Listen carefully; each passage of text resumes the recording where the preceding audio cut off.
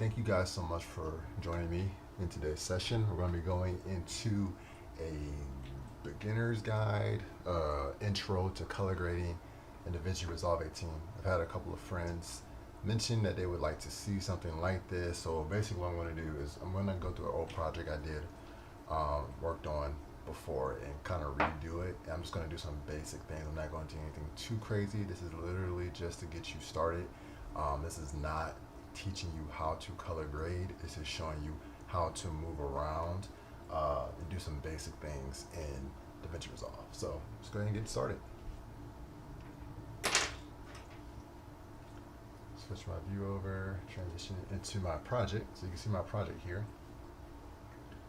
And I'm going to make sure we're good. I want to make sure that you're seeing everything moving like it should be. And it looks like we are we good? I'm just checking here on my phone to make sure that it's live doing the things I want it to be doing. Yeah, it looks like it is.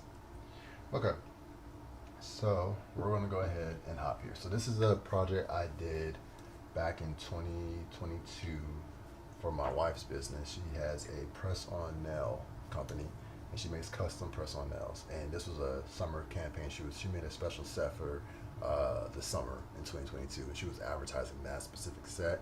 So I shot this for her.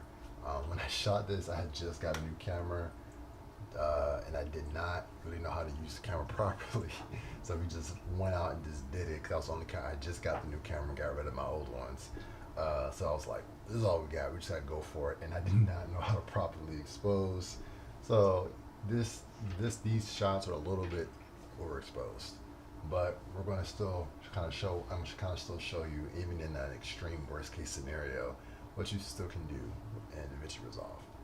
All right, so whenever you get to the color page, you start with what's called a node. So if you see here your little node box here, you click that on and off. So nodes is how you edit, essentially, in Davinci Resolve. Each node will basically have whatever adjustments you make. The cool thing about this is, so that way you can kind of, when you're doing your color grades and things like that, so that way you can make fine-tune changes.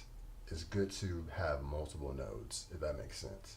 So you don't want to do everything in one node, because like if you had to go back and make a change, you'd have to go in there and dissect and figure out what you did. And it's easier if everything's like labeled, separated. So let me just go into it and show you. So what I'm going to do is add some more nodes. And if you want to add a quick shortcut, you can hit Alt or Option, whatever your keyboard says. It'll probably be Option or something like that, or Alt. All keyboards are different, but if you hit Option or Alt S, it will add more nodes. So I'm going to do that, and then you add more nodes this way. Kind of glitched up a little bit there.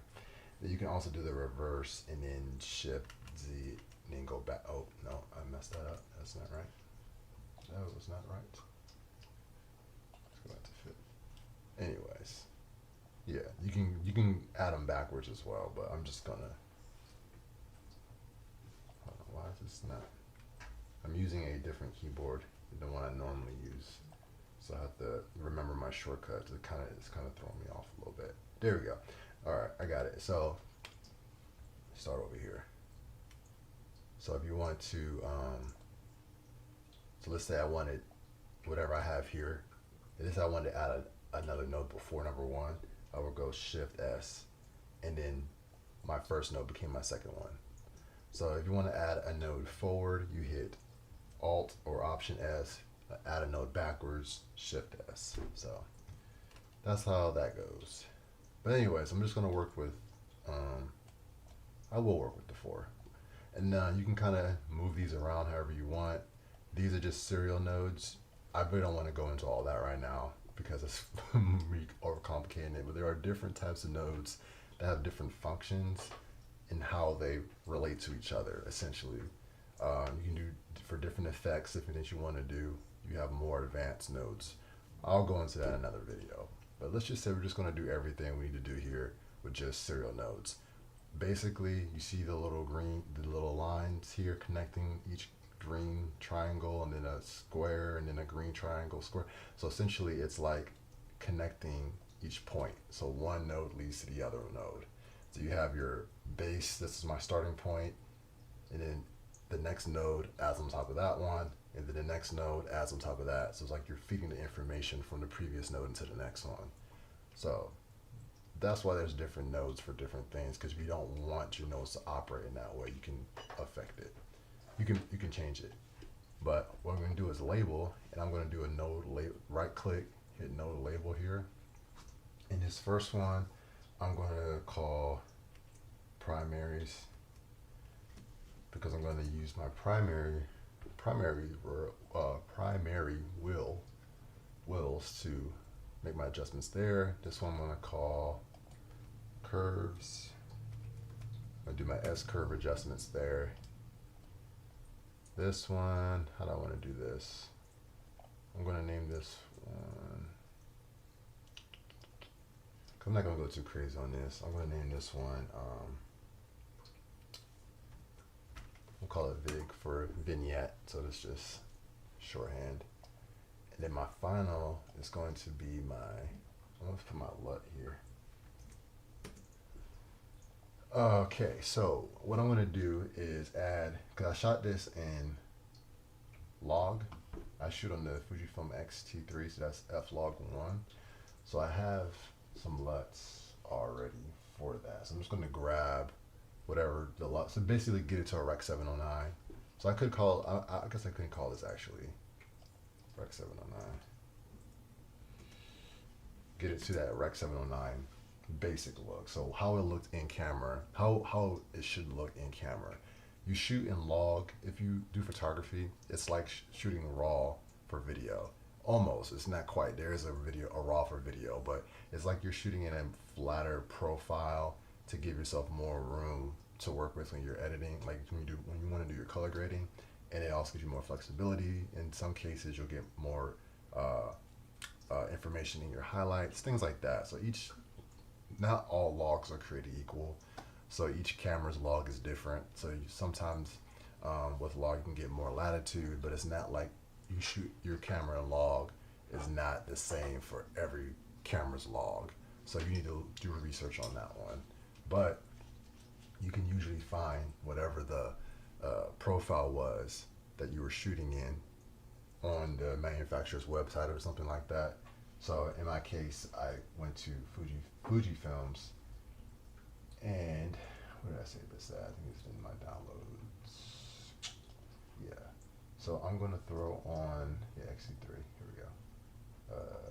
Eterna. I don't remember what I shot when I did this one.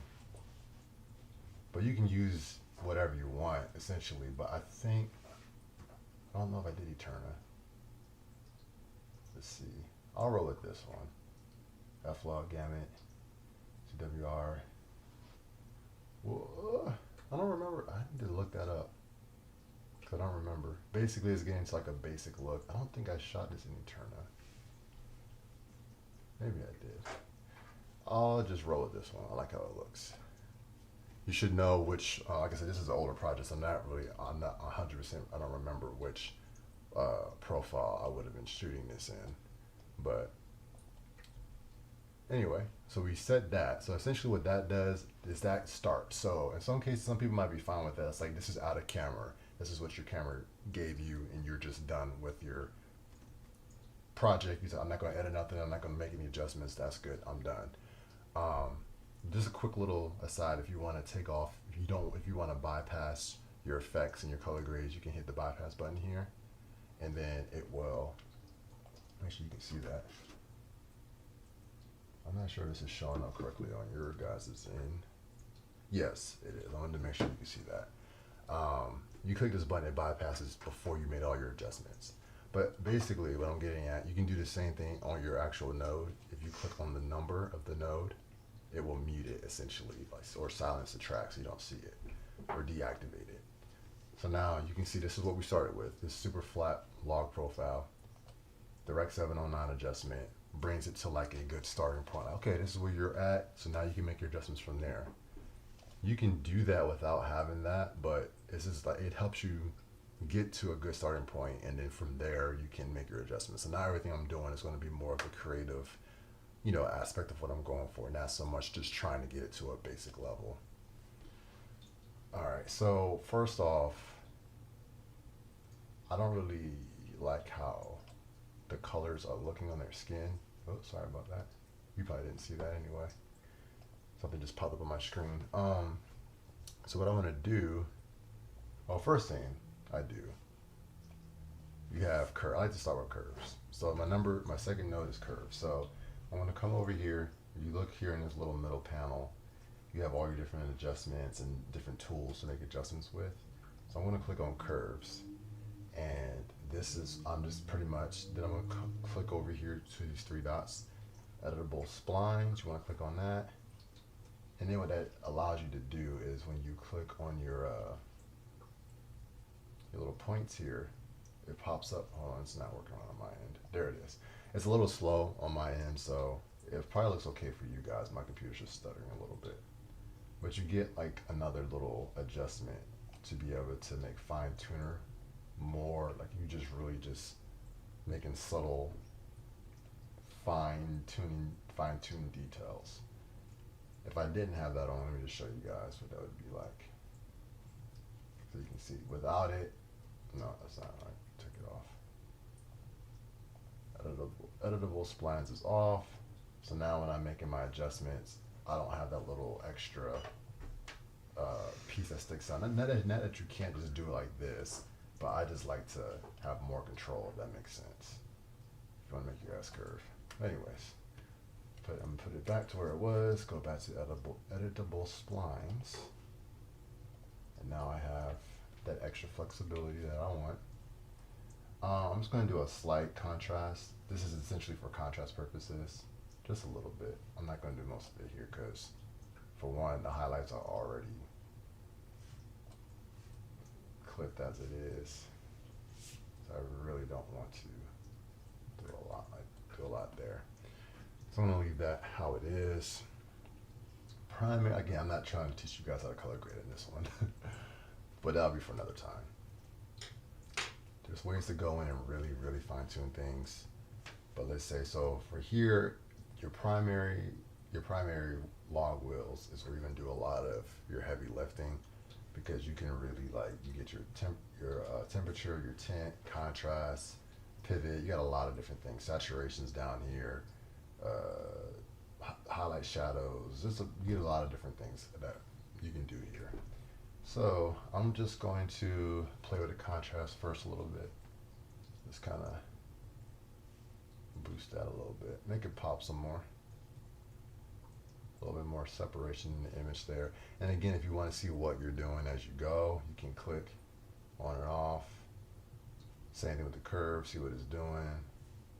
Take the curves off, put all that's off, and you can see what each node is doing.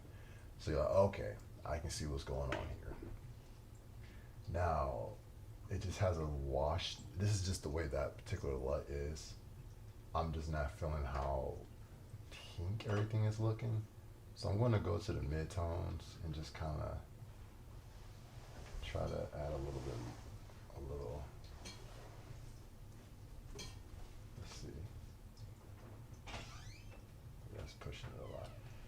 Just wanted to make sure I was doing something there.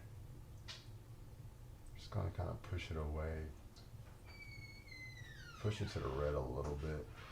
And then you can kind of see over here in the scopes, you can see that moving, like the line for your skin tones. There's a lot of different colors going on here, so. And I could also isolate it. And it's okay. I could also isolate just them and play with it that way. Again, I'm not trying to go into all those things. I'm just doing a quick little adjustments. Let's see, add a little bit of saturation. Get a little pop. I don't want to overdo it. So if I would fine tune this a lot more and really mess around with it. I want some warmth. That's what I'm missing. It just feels a little. Push that. There it is. Add some life to it. Push that summer vibe. That's what this whole thing was. Summer. Make it feel a bit more warm. That feels a lot better already. Now I'm going to go over here to my vignette node. And then what you want to do is, there's a bunch of different ways to do this. That's what I like about Davinci Resolve. There's so many different ways to do things. But I'm going to show you how I do it. So I'm going to come over here to the windows. And windows are definitely something you're going to use a lot. Anyone who color grades in Davinci Resolve probably uses power windows for things a lot. Alright, so again, you can come here and do so many different things, but what we're trying to do right now, I'm just going to grab a circle, and there is an actual a vignette effect in here, but I just like doing it this way because it's how I learned how to do it, but then also just get a lot of control. Like I'm basically hand painting my vignette. So this is like the range of where I want it to be at. We'll keep it somewhere in the center, make it a little wider. This is like the edges. So you'll see here,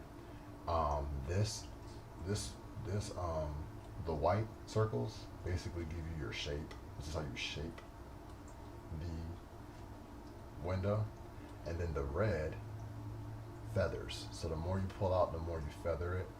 And I really like to feather things a lot when I do them, so that way it's not obvious. I don't want the vignette to be crazy stylistic. It's just to add a slight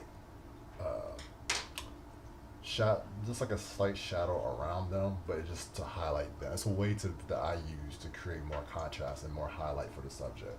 There's 100,000 different ways to do that, but it's just a simple, quick way how I like to use vignettes in that way. In its current form, this vignette is not going to do what we need it to do.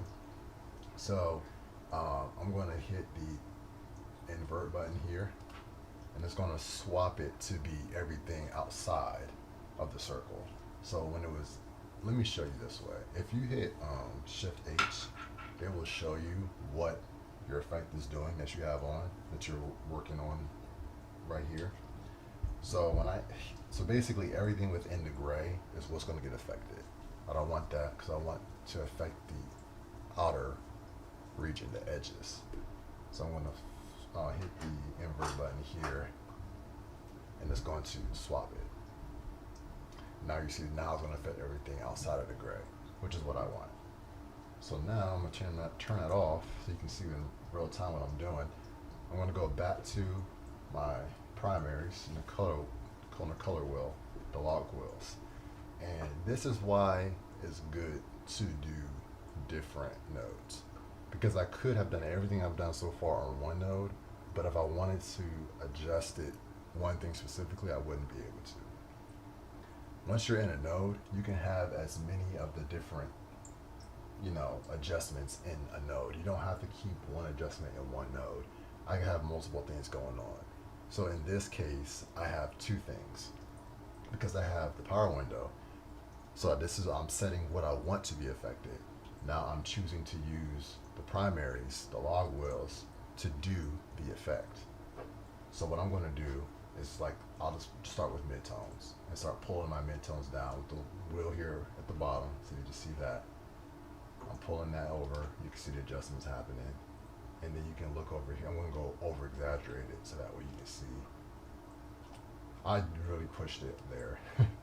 So I'm pulling it back some, but I just wanted you to be able to see what's happening. So you can kind of see that when I on and off it, what it was doing. You go, oh, okay, so it looks a little crazy because I did too much. So I'm going to pull it back and just do a little bit. Oops, sorry about that. Actually, I'm going to do it in the shadows because the midtones is kind of like where they are, their skin. Yeah, it looks better to me. It's slight. It's very slight, which is what I want. I'm going to push it a little bit more, just so it's a little more exaggerated. But it doesn't look as unnatural now. And then when I on and off it, you can kind of see on the edges, it's getting darker. But I wanted to do a little bit more than that. So let me just push it some more. I'm gonna feather it out. Just that way it blends. And now you can kind of see it, what it's doing. It's kind of making it pop a little bit more. I pushed it a lot, but I wanted you guys to see what was happening. That's why I did that. And I could also bring it in. So like if you wanted it to have more of an effect on more of the image, you can shape it however you want it to do that. So now you see it's doing more of the image. So okay. So that is that. It'd probably be easier to tell if it was in a wider shot too to really see what's happening. Another cool thing you can do, not that we need to do that on this shot, but because it's not like it's a whole lot of stuff happening, but you could track. So I could like track this to stay on this region. But like I said, it's not like it's a lot of movement. You don't really need to track this, but you can. So I'm gonna hit tracker and it'll go backward and forward. And it just really quickly analyzed the scene, and now this power window is going to track with their movement. Not that it was necessarily necessary to do that, but you can. You have that option. So you see how dark the trees are. I wouldn't do this normally. I'm just pushing so that way you guys can see what's happening. Right. So there we go. So we kind of just go through. We started off. We go back to the beginning. We started off with our X709 adjustment. So we start off with like here first. Then our X709, just got it to a good starting point. This could be it for some people. I said, oh, this is exactly what I wanted it to look like. This is cool. That's not what I wanted. I wanted to have more pop, more warmth. But first, the next thing I did was the curves. So I wanted to add a little contrast. You can kind of see that, especially in the shadows. Like in the trees, I didn't push the highlights that much because the highlights are already hot. Then you got your primaries.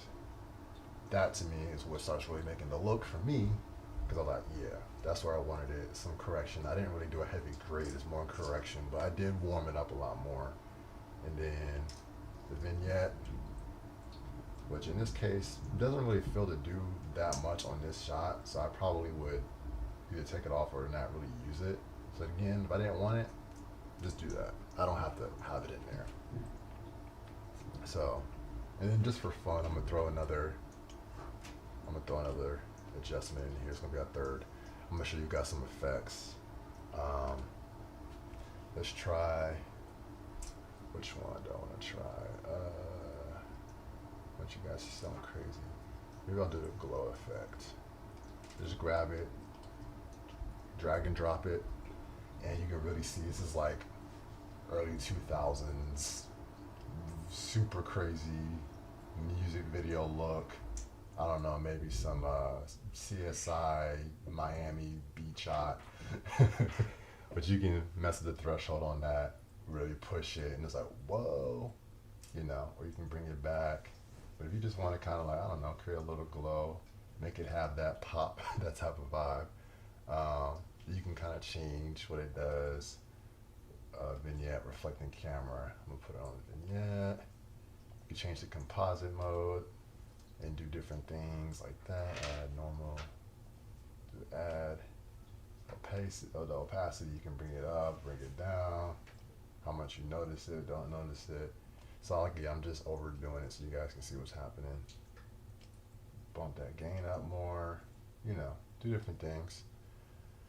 So yeah, then if you were like, oh, let me note label, let's say glow, so we know that's there. Not all shots are created equal, so it'll have different effects on different things.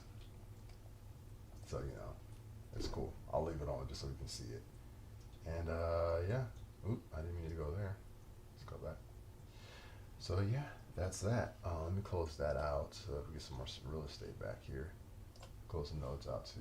Put on my center gallery. Okay, so yeah, you can change all types of stuff. If you wanted to see your timeline from this angle, you could pop it up to see like, all right, this is the clip. I'm over here working. This is what like it looks like on your edit page, essentially. So you can kind of move around to different clips. This is the original one I did. I just messing around. It was a lot more complicated, more stuff going on, so I didn't want to have to show you show you guys all of that stuff. But this is what I got here, and I'll just play it through real quick so you can see it. I don't think I have, yeah, I muted the track. Don't want any copyright issues. And yeah. Oh, that's not what I thought I was gonna do. I'm gonna extend that out some more. I just hopped over to the edit page. I know you probably can't see that because I have to set it a certain way on my program, but I'm coming right back. I just wanted to make it a little bit longer. So yeah, let's do a quick little before and after for you guys. I guess you can see the edit page. Okay, cool. I'm gonna do a quick little before and after. So I'm gonna start it. Nice slow-mo shot. Stop it there. I'm gonna delete that. Put it over. And all I'm gonna do is go in and you guys can watch me do it.